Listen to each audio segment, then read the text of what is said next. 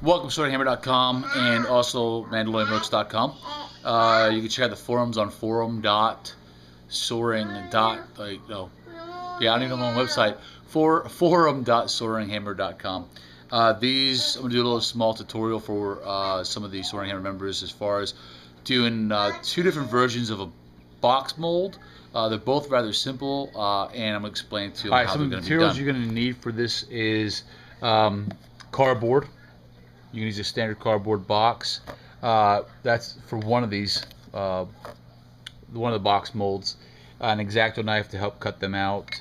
Hot glue sticks and hot glue gun. You'll need your stir stick. I'm using dragon skin for these items today. And you also need stir buckets, which I do not have sitting out, so I'm a failure for this. All right. So the three items we're going to mold today, but in all reality it's two different styles. One is your flat style box mold, which is just a flat based item. Pretty much you're going to cut a piece of cardboard like this for your base, and then you're going to hot glue along the sides, and you're going to build walls up. Okay.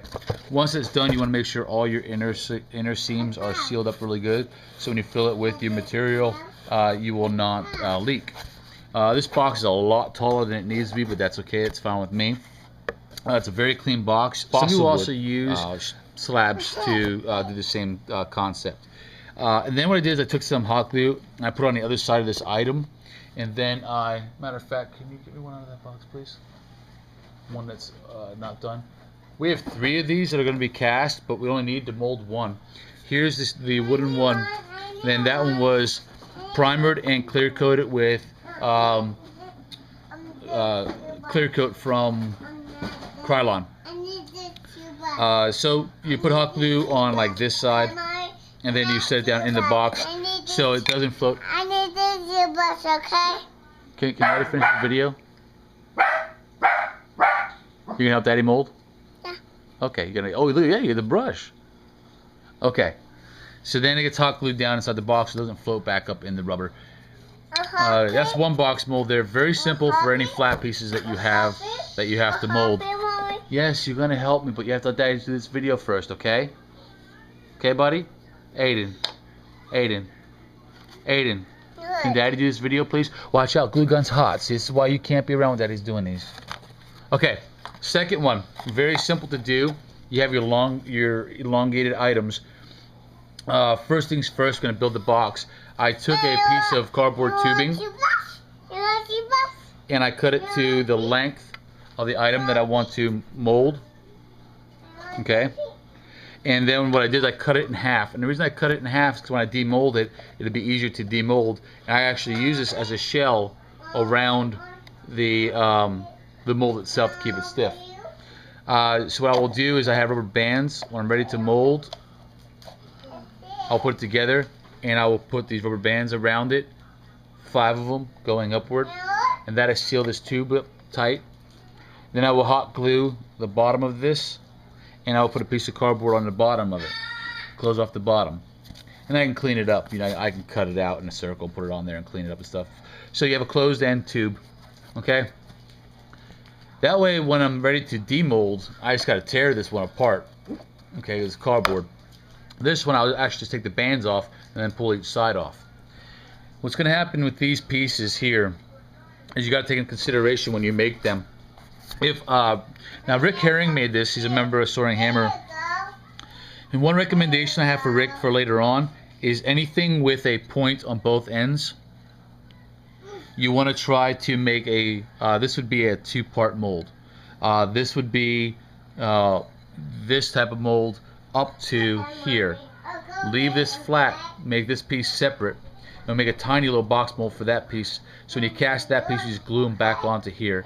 The reason being is when you mold and you fill the top of your mold, it's easier to fill up to a flat surface than up to a point. Okay, so I would recommend making this any pointed objects.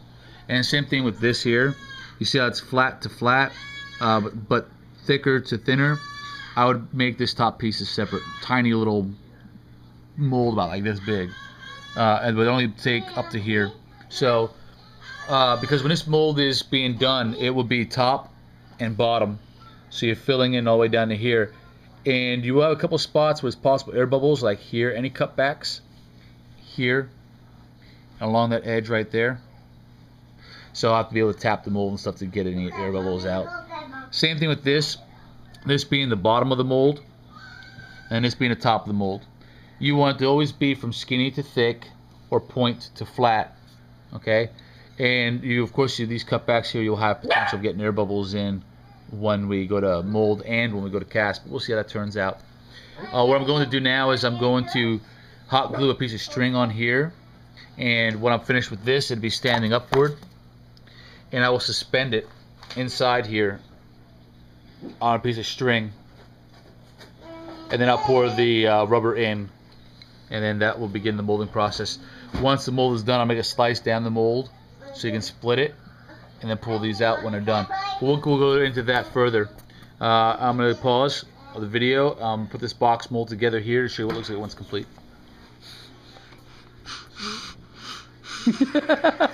This is what I do. I do with these munchkins here while I'm trying to work, while Brittany's working on a project for her parrot. And Ashley, what are you doing? What is this? It's a drawing Aiden's doing. Okay, so the family's got projects going on here. Got my measuring cups, and now I got this mold done. Now all I did is I made, if it looks familiar, it kind of looks like a fireworks tube. I didn't cut the cardboard round because I figured this made a nice base by being on a piece of cardboard. So I hot glued the bottom like along this edge, and then I put this cardboard on it. Kept rubber bands on, but what I did do slightly different was I ran a bead of hot glue down along this entire seam, so that way there's no possibility of leaking. When I get ready to pull it apart, I'll get exact knife and peel all that off, then I'll pull it apart. That's just initially so there's no leaking of the dragon skin. And now what I'll do is I'll take this, dab a piece of hot glue, some string, and use like a stick like this, and I'll lay the stick across like that, with the string hanging down and this hanging down inside, like so. Now if there's a flat surface, I could have hot glued, like put a tip of hot glue on there, and then set it down inside the mold like so. But that's not the case. So we have to go this approach, hang with the string.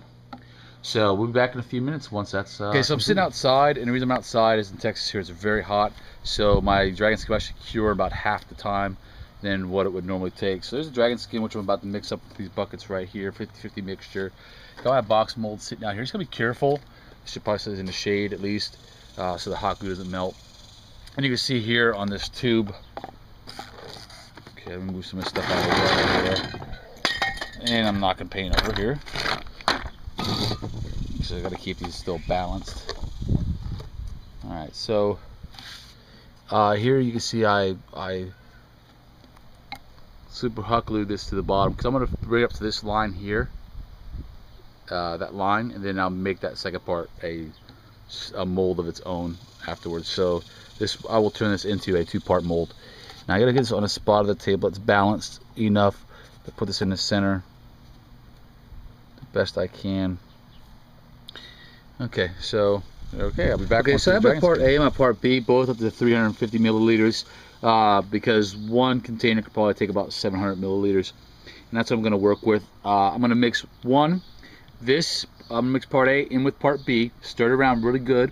I'm going to dump it all right back into here and stir it up really good. The reason being is because each individual component is almost impossible to clean out these containers. It's very hard to do. So if you mix it to where it's both parts are mixed in here and then both parts mixed in here, that the leftovers will cure into the rubber and then you can just peel it right out. So these two containers are easy to clean. Keep that in mind to go back and forth when you're ready to use yours so you're not wasting materials. So I'm now going to mix these and I'm going to pour them into my mold. Okay, this is leftovers here from this mold. Almost two batches fill this up. So about, I'm gonna say about 1,300 milliliters was about right to fill this up. This is the leftovers that I poured into here just over the main piece. If it cures before I get the next batch, because I used both sets of cups, I have to wait till they cure and peel them out. By then this will also cure, so I had to make sure I cover the entire piece. And then when I'm done, I'll make another batch of like 700 and I'll pour it in here just to level it off and make it a complete box mold. It doesn't have to be thick, of course, but just enough to get the whole piece covered so all the air bubbles can rise to the top. This top, not that top. So that's going through now. This is my leftover one. This one I ran into a small issue because of the density of the wood. It's balsa wood that the piece is made out of. It's hard to see, but I had to put this paint can on there to push the to keep the paint stick down, because the wood inside, instead of staying level inside the dragon skin is really thick, very buoyant, so I wanted to push up the piece of wood. So I had to put a weight on it to keep it down in, so it didn't even need to hang from a string, really, just initially to get it started. That's why a flat point, and listen to me, a flat surface would have been easier to hot glue to the base of this so it wouldn't have floated up. But that's okay. But we'll work with it, we'll see how it turns out. I'm really iffy about this because it is so hot outside. The dragon skin it's also dragon skin quick, so it was starting to cure really fast. It's a little thicker than I wanted it to be while pouring it in, so I'm hoping that there's not going to be any air bubbles along the wood. Won't know until the first cast. Not an issue. It can always be redone later on. So in a couple hours these will cure up. Once this one's ready to demold, I'll finish filling this one up, and then maybe we'll get a cast out maybe tonight. I have to go with Jason's to get the plastic over there. So definitely it's coming along. I got one more box mold to make, and I'll probably use the same one once this one's done to mold that other piece that I have. So remember, if we can do it, so can you. Okay, so here's the master. It's now pulled out of the back. I need to do this real quick. I need to pull this off here, clean this glue off of here, and now I'm going to build a simple wall, probably like right down here, and build it up, a little round wall, so I can mold this piece right here. Because what I did is only went up to half of that as a fill port for the master. Here's the tube after this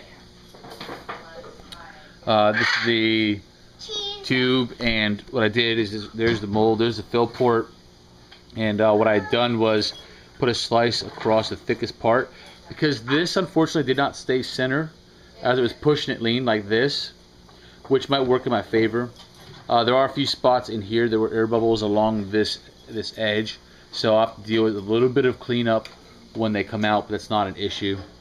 But this slice mark goes from here all the way across and then down to about here,